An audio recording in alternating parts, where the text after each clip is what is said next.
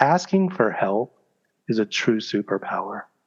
And so many people are afraid to ask for help. Welcome to The Career Flipper, a weekly podcast featuring career change stories from people all around the world in all kinds of industries. We talk about how they get from point A to point B and all the twists and turns and surprises along the way. If you've been thinking about switching careers, consider this your permission slip. I'm your host, Jenny Dempsey, a career flipper myself. After years working in customer service and experienced leadership in the tech startup world, I got laid off, and I unexpectedly found myself flipping furniture in my garage, rescuing pieces that were headed for the trash and giving them a new life, and then selling them. You can check out my makeovers over on San Diego Furniture Flipper on Instagram and TikTok, if you're into that sort of thing. So I started this podcast because, honestly, I felt really alone and a little weird, a lot of it weird, about my career flip. But I posted on LinkedIn about it, and suddenly I started talking to others who've also made career changes, and I learned that I'm not alone. There's a lot of people out there pivoting their careers, and hearing their stories has been really inspiring.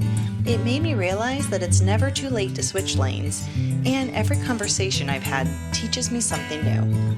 So I figured if these stories are helping me feel a little more confident and a little less alone on my path, maybe they could help you too. That's why I started the Career Flipper, to share these amazing journeys and offer support to anyone thinking about, in the middle of, or maybe have already made their own career flip.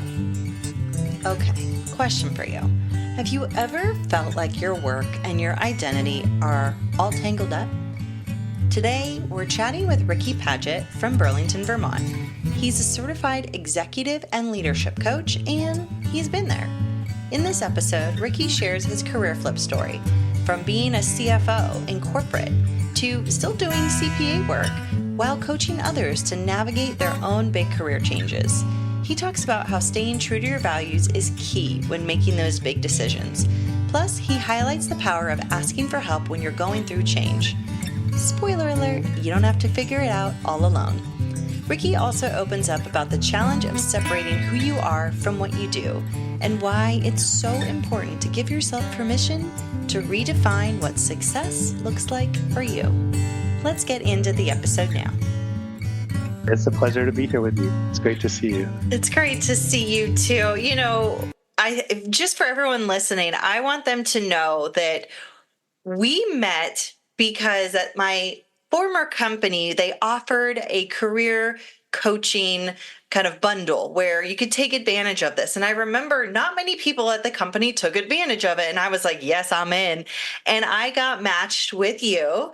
And you really came into my life at a time of lots of change. And we worked together for almost a year and met, I think it was maybe every other week. And just hearing your story and having you guide me in a lot of the challenges I was facing at kind of this up and down time was so incredibly supportive and helpful. And I haven't forgotten it. And hence, still keeping in touch today. You have left an impact on me throughout my career, whether I was at that company and they offered such a generous bundle, or even now as, moving on into different career paths, like you've really just continued to leave an impact. And I'm so grateful for you. So I'm excited to have you on to chat more about it. So tell everyone about you, Ricky. Who are you? What do you do? You tell better than I.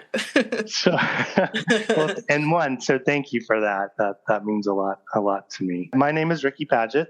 My company is Padgett Coaching, and I'm based in Burlington, Vermont. I grew up in the Florida Panhandle, and I have gradually moved further and further north as I don't like heat. So my sort of formal training and most of my career was in finance. I was a CPA. I still am a CPA, but I'm also a certified executive and leadership coach through the ICF. Did my career flip back in 2019, and so I've been doing some, as you mentioned, sort of some career coaching.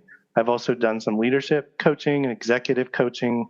And I work primarily in healthcare spaces in my private practice, although I certainly, as I meet people through different avenues, I continue to see that to expand.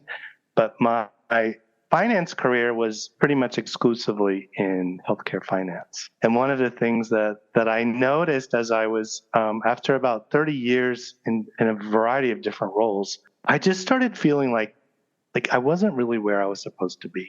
I wasn't doing exactly what was going to fill my cup the most. And in the last place that I was at internally, there was a lot of need for coaching in that organization. And as a finance person, I think they were surprised when I volunteered to throw my name in the hat. But I started to take advantage of all the different programs that they were offering to just learn more about coaching. So I did everything they offered internally. Then I went externally. And it was during that external program we did a values exercise. Maybe that's one that you and I did together. I don't remember, but it was powerful for me, very powerful, because while I know I've had values my entire life, I don't think I ever slowed down enough to really name what they were and understand how they guided me when I needed them the most. And it was just it was a scary time because I realized then, I can't keep doing what I've been doing. The values that really had been guiding me and had helped me make decisions when things were difficult or overbearing or overwhelming in the past, I could see they were starting to come into play again. And that's sort of what led me to flip my career.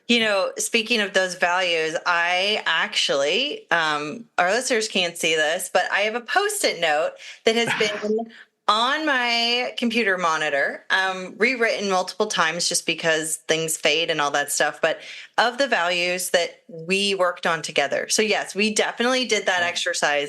And throughout this kind of, change in my career path, focusing on those values they've become anchors, and they've kind of kept me on this different path, feeling more secure in a way. And so, yeah, I hear what you're saying, and it's cool to hear your experience with them and how that impacted you. Cause I'm like, oh yeah, that was such a big part. And I think we did that pretty early on when we started working together, and they have literally become anchors in how I make decisions. And also, if I feel a certain way or I'm triggered by something, I'm like, why is that? Oh, that's because, my authenticity value is being triggered right now. Yeah, it kind of goes both ways. So it does. It absolutely does. And so, I guess I would also say at the same time, it was really hard to give up a guaranteed paycheck. Oh, yeah. And health insurance, right? Anytime you think about changing careers, and particularly if you're going to do something out on your own where there's, not a super big safety net, it can be scary. Yeah, it's terrifying. It's absolutely terrifying when you make that choice. And, and then you kind of mentioned, you had that feeling of, there was something else, there was something else. And so can you speak a little bit to that? Where do you think that comes from? How do we suddenly think this isn't what I'm supposed to be doing? I'd love to hear from you, when you've worked with other people, whether it's executives, leaders, or, just, regular career coaching, with me, how does that show up for other people? And where does that feeling really come from? Gosh, that's such a great question. And, I truly believe it comes from deep within us, right? And that's why I love coaching, is because I have this very firm belief that the answer is always inside of the person that I'm talking to. And my only role is to just help them to pull it out of themselves. Yeah. And so, I think it was something that was, I think from a very young age, I think I've always been someone who wanted to help other people be the best they could be. However they define that, not by how society defines it, not by how I might want to define it for myself, but how they define it. And that really got awoken for me when I went through my own coaching program. Tell a little more about that. When that started to awaken, what showed up for you in your life? How are you starting to make decisions? How did that, I'm so curious, how did that happen? So I'm going to tell you, I'll be very vulnerable with you. I immediately went into therapy because I thought I had lost my mind. Yes, I get that. I did the same for you. Yes. Yeah. Mm-hmm. Right. And it was so interesting. It was so, and I went to someone that I'd worked with previously when my dad was diagnosed with an illness, and we knew he was going to not be with us very long. So I had some rapport with her. She knew me, right? But one of the things that she started to pull out of me was, these stories from my past that where I'd made pivotal decisions about my career. And she started to sort of help me put together a story about why was I really doing what I was doing? It wasn't, I was really good with numbers. Like, I've always been amazing with numbers. Not to say I'm perfect, but because I do make mistakes, but as we all do. But it was always about growing the staff or growing the team that I was working with, like leaving them better off than perhaps when I first came into like partnership with them.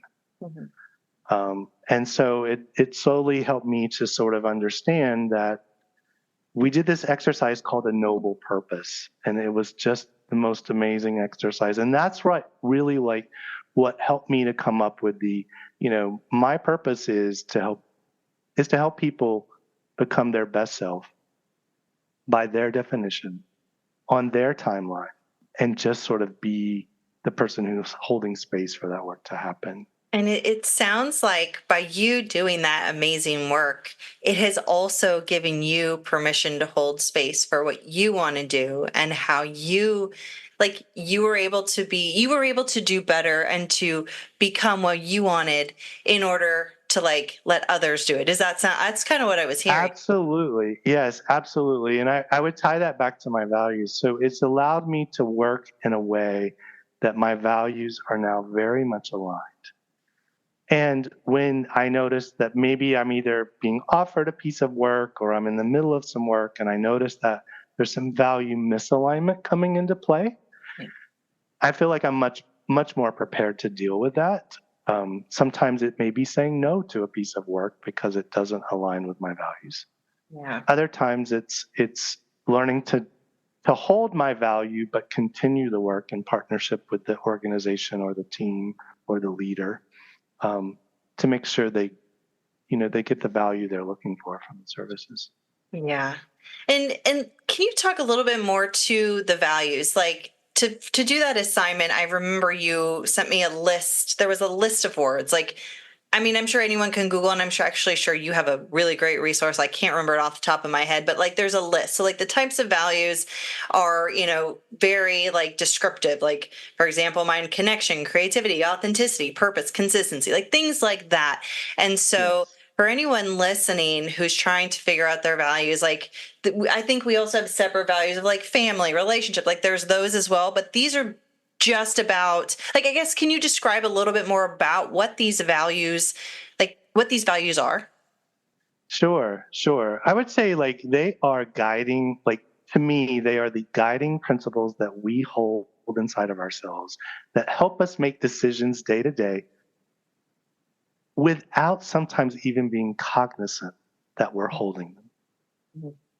Yeah. Right. And so when I think about mine, integrity is one of the most important ones for me, followed by actually professional development. So learning and growing is really, really important to me. And anytime I feel stagnant in that area, I am not my best self.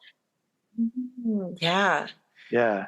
So I think of them as core values. So they're not just professional values, right? Because if you just look at yourself through a professional lens and you don't include your personal self, then you're not being your whole authentic self.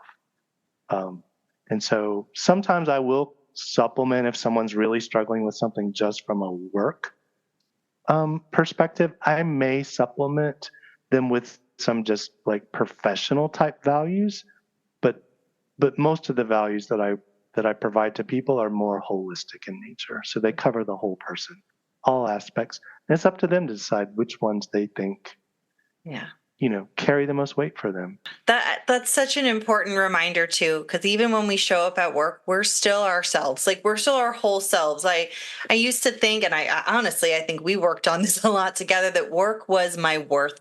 Work was the only thing that I was good at, and then everything else was just kind of like, extra. And I saw how that impacted my relationships, my health, all of these things. And it wasn't until like I kind of started to, like, I got laid off and then started to really think about these things. I was like, oh no, like I am more than just what I'm good at. So when we talk about these values, it does, encompass the whole person.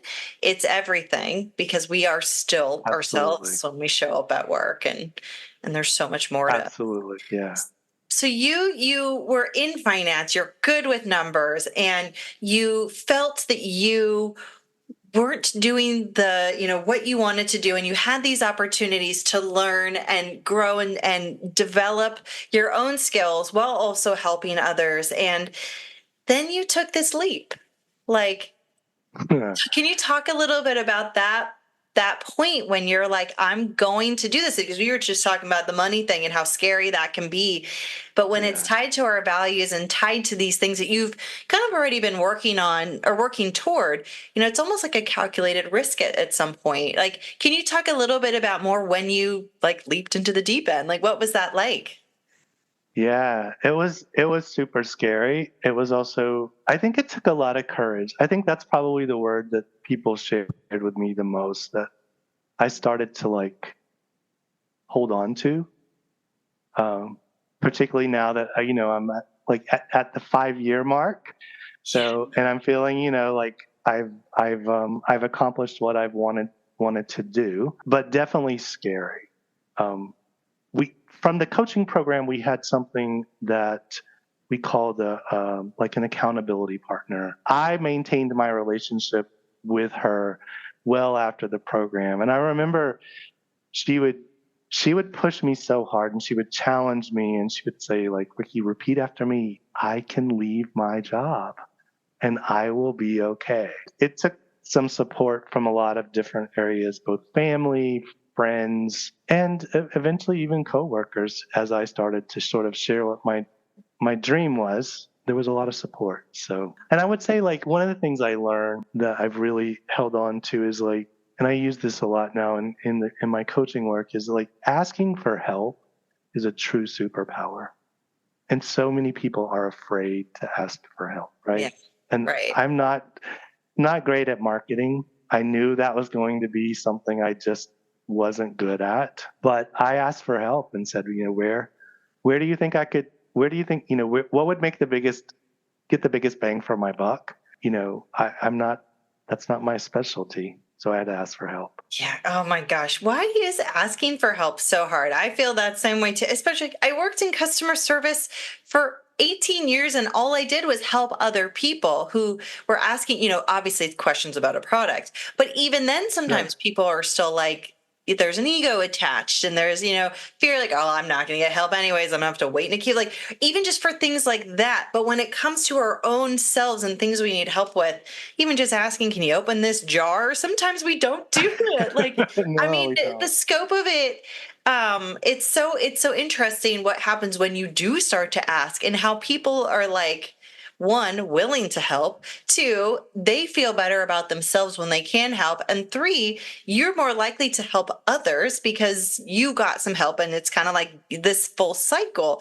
I know that I've had to work on that a lot over my life, and it's amazing. I love asking for help. I'm like, I'm going to just always ask, like, but it gets to that point when you can't. So hearing you say that really resonates, and hearing how that helped you, because we don't know everything, and that's totally okay. There are people that do, and how can we like leverage their skills? Absolutely. Absolutely. I definitely think there's a vulnerability to asking for help, and I acknowledge that. But I also, one of the things I remind people is sometimes when they don't ask for help, they are robbing another person of that opportunity. Yeah. Ooh, yeah.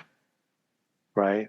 Right. Because, and think about, when you think about trust building and relationship building, I mean, asking for help is a way to start to form a bond that is extremely powerful.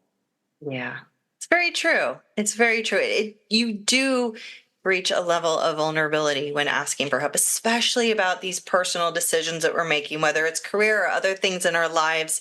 Asking for that help for hard things, it does require that level of vulnerability. And it just, Yeah. I like how you say robbing them. Gosh, that just like kind of stabs you in the heart. Like, oh, well, I don't want to do that. Like, yeah. Yeah. So asking for help being something on your journey that, has helped you, are there other things that, you have support network, you're asking for help and, you're doing the work, you're learning what you need to learn in order to do this great work. Are there any other things, because that's a lot, but are there any other things that also helped you when you made this decision to leap and, take this different path? Were there naysayers? Was there imposter syndrome? Were there any other challenges that came up, and then how did you navigate those? There definitely were other challenges. I would say there definitely were naysayers, but I would say you mentioned like the support network, like that support network. I think of it as my own personal board of directors. I lean on those a lot. And I think that's something I wish I would have had that piece of advice when I was 22 years old going into the workforce, right? Right. Because that's such an important tool to have in your toolkit. Yeah. The imposters, there's even still times today when I have to, I find my internal self going, you're a CPA, right? Like it'll be something really hard, or it's going to take a lot of like interpersonal dynamics and interventions in a conversation. And I'll hear that little voice go, but you just do numbers. And I've learned I literally let it go in one ear and out the other. And I remember like the person in front of me is human and I am human and we can connect. And that allows me to move forward. One of the other things that really I would say helped me, and I think you and I might have touched on this at one point in one of our conversations, is I held a loose vision for what I saw for myself, right? Like my creation. You hear people talk about vision boards. Like I have a vision board, but it's not like one you would read about in the magazines. It's literally like, think of me, right? As a finance person, I've got some bullet points on there. I've got a couple of strong words, not a lot of pictures, but it was my vision of like what I wanted for myself. How, a vision of how people would find me. What would be the outcomes of the work that I did with people? What would be the words of recognition that I would receive from the work I was doing, right? So I had this very loose vision that I continue to refer back to. And keeps me grounded. And I say loose because, it needs to change from time to time. And I'm not going to get everything I'm looking for from every engagement. I get enough that it keeps me motivated, happy, engaged, and always trying to do better for the next time. Yeah, I do remember us talking about that. And I think what really got me excited about that was because the vision boards, when I'm putting a picture there, then that's all I'm thinking of. And sometimes I get stuck like, well, that didn't look exactly how I expected it. And to have a little bit of flexibility with these things, because they do evolve. And also, there's unexpected surprises that will show up and suddenly you're like, ooh, this is cool. I'm going to do this, but I never imagined this happening. But the only way to get there was to stay on this path and it led you in this direction. So being open to opportunities and having that loose vision, I agree. I mean, I think it is such an important part. It's helped me a lot over the past, several months, even creating the podcast. Like I didn't really know what it was going to do, but I knew that this is what I wanted to do. And I'm open to opportunities and have kind of like the vision with it. But yeah, it's very flexible. It is that loose vision. And I'm glad you brought that up because I feel like a lot of people can get very stuck in like, it's got to look a certain way. And it's not very black and white. In fact, it never is. It's always going to look, I don't know, totally different depending on the day. It's gonna look. I always say to myself, it's gonna look how it's gonna look. Yeah, right. I just have to be okay with that, right? Because when you work for yourself, as you know, like work work will come in waves, Yeah. Yes. right? Very much And so. so sometimes it's like, oh my gosh, I have too much. And sometimes I'm like, oh, where's the next piece of work going to come from? And I've learned that was probably one great piece of advice someone gave me was learn to ride the wave of the work and be okay with that. Yeah. And that, it can be scary at times, but you trust the process and you do good work and you're rewarded for it. Yeah. Right. And just to keep going, knowing that there will be an up to the down all the time. Yeah. I actually have Yeah. a little tattoo on my wrist. What is the quote of you can't stop the waves, but you can learn to surf. And so even though there's might not be any waves out there, you still know how to surf. You still got your board, and then you'll be out back in the sea again very soon. So That's exactly like right. little things like that. But with career flipping, I think a lot of us sometimes, are doing these out of, we sometimes have the choice. And there are some people that it's circumstance that finds them, whether they're laid off or they get hurt and they have to make a pivot, or, sometimes things happen like that. And it can be challenging with the ups and downs because we may not have been prepared for it. And I'm curious if, for people listening that might be in situations like that, is from your kind of like, executive leadership perspective, are there any things that you have seen help people and kind of guide them when the unexpected happens on their career path and they may not be sure like how to do this because they just weren't prepared? Sure. Yeah. No, that's a great question. And I do see that. One of the things that I often think about when a situation like what you described happens is like, there's a period of time where there's going to be grief, right? And you're going to experience all the stages of grief. One of the things I do every single time I have a new client or a potential client pitch is I remind them I do not have any type of mental health background or training, but I do know that when people find themselves sort of at a crossroads, you have to be prepared for the grief and the different stages of it. And so finding a support person, whether that's a counselor, whether it's a career coach, whether it's a best friend, right? They can help you navigate that. But just talking through that with someone can be really helpful. Yeah, so true. Talking through it, accepting that there is that grieving process, and it's not going to take a couple days. You're not going to wake up and feel better in a week. Like it could take a really long time. And it's very nonlinear. It's not going to be you go down and then you go back up. You're going to loop around a couple of times, right? And that's okay. Right. I would say one of the biggest challenges, though, that I've coached around is when the identity, and you sort of alluded to this earlier, when a person's identity is tied to their role at work, right? And they've poured themselves into the organization or the role, or this definition of who they are is so closely tied to what they produce. Yes. And that's hard to untangle. When you're grieving that, it's like losing a part of yourself. And then suddenly you have to keep going, but you just feel so conflicted and it's sometimes empty, and having to find who you are again. That's hard. Exactly. Yeah. Exactly.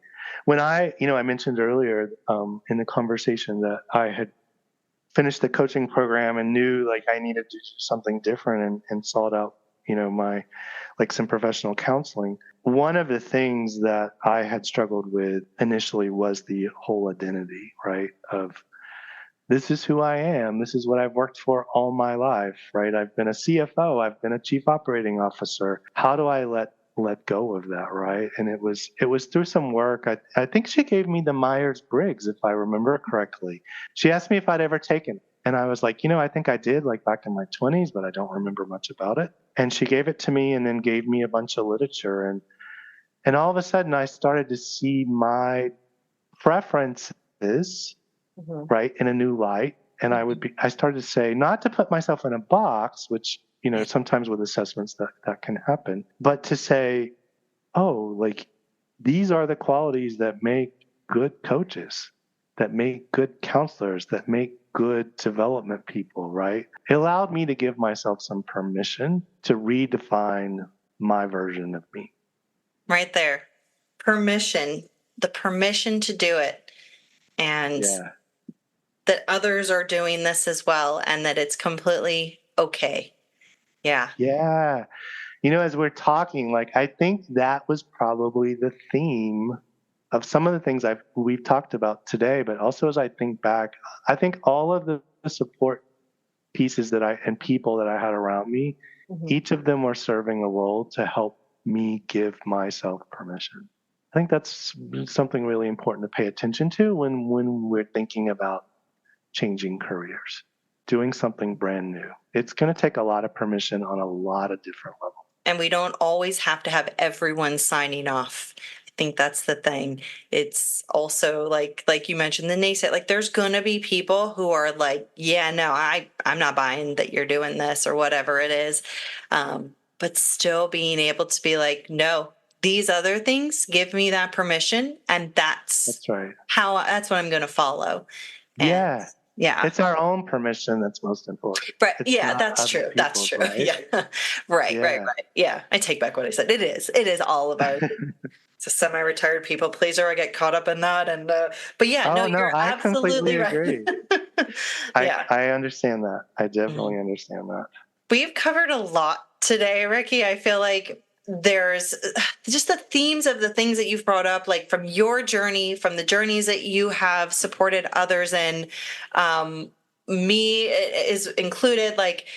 I want, first of all, thank you so much for getting vulnerable, for sharing all of this. And I know that someone listening will take this away and it will impact their life as well. And, I would love to have people be able to connect with you and, learn from you. And if they have questions or work with you, whatever that might look like, Ricky, how can people find you? Sure. Well, so my website is Padgett Coaching. That's PADGETT coaching.com. There is a place to connect with me on there. My email is that same website address, and it's just ricky@padgettcoaching.com. So that's a great place to reach out to me. And if someone's looking for a coaching package, I'm happy to offer 20% off my 3-month program if they mention the Career Flipper podcast. That's and thank you for having me, Jenny, on this podcast. I really appreciate it. Oh, well, thank you so much, Ricky. Thanks for that generous offer. I hope take advantage of it. I hope someone does it. You're incredible. I've loved working with you. I've loved having you on today. Thank you so much, Ricky. Well, thank you. It's always a pleasure. Thanks for tuning in to this episode of The Career Flipper. Be sure to connect with Ricky using the links in the show notes. If you enjoyed this episode, share it with a friend who might need a little nudge on their career path. And if you can, please subscribe and leave a quick review. It might seem small, but it helps the show reach more people who could really use all the stories of career changes and personal growth. Plus, when you subscribe, you'll have more flippin' stories like Ricky's queued up and ready to listen to. And if you're thinking about switching into customer service or maybe leveling up your skills while working with customers in your own dream business, I've got online courses packed with tips from my years in customer experience leadership. Over 14,000 students have already taken them, so head over to thecareerflipper.com/courses to check them out. What I love most about doing this podcast is knowing that these stories might inspire someone who's feeling stuck to finally make a move toward their dreams. That first step is always the hardest, always is, but it can lead to something pretty cool. So thanks again for listening, and I can't wait to share more with you next week. Keep on your path, my friend. What's the best that could happen?